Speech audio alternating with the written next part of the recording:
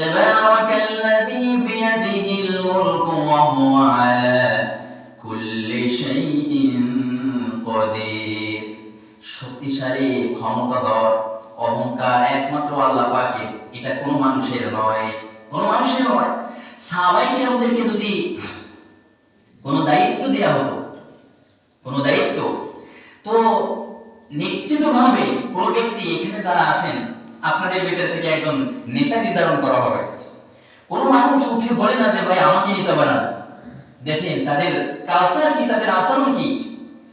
অনেকে অজ্ঞতার কারণে, বুঝ কম থাকার কারণে অনেকে বলে থাকে যে সাহাবায়ে কিরাম তারা তো শিক্ষিত ছিলেন না, তারা সীমিত জ্ঞানের অধিকারী ছিল।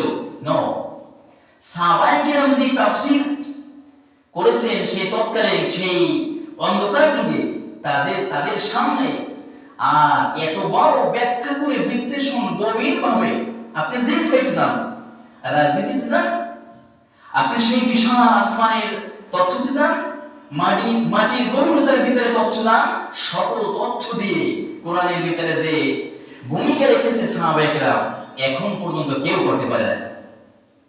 সাহাবায়ে কিরাম অনেক জ্ঞানী।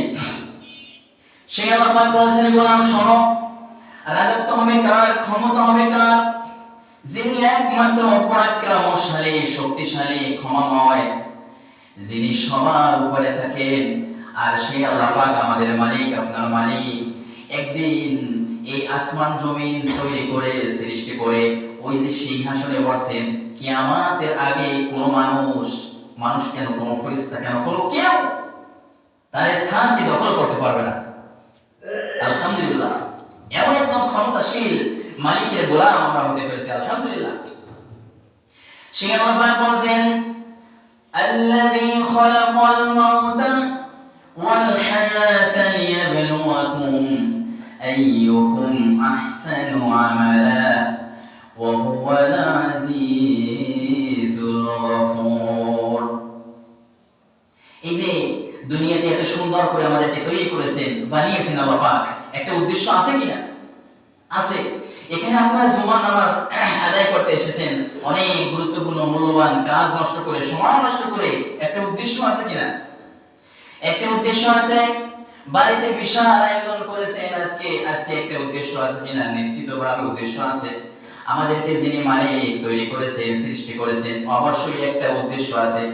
আর সেই উদ্দেশ্যর মূল কথাটি আপনাদের সামনে এখনই বলবো। সেই উদ্দেশ্যর মূল কথা কি? আল্লাযী খালাকা, আমি তোমাদেরকে সৃষ্টি করেছি। কথাগুলি আল্লাহ পাকের। এই সৃষ্টি করেছি, সৃষ্টি করার পরে তোমাদের ভিতরে দুটি জিনিস রেখেছি, মাউতা এবং আল হায়াত, মৃত্যু এবং হায়াত। আমরা এই যে দুনিয়ার সময়টা, এই দুনিয়ার সময়টাকে যাচাই বাছাই করে কিরকমের, আমরা দুনিয়ার সময়টাকে যাচাই বাছাই করে যে একজন মানুষ গড় আয়ু হিসাবে বর্তমানে বাংলাদেশ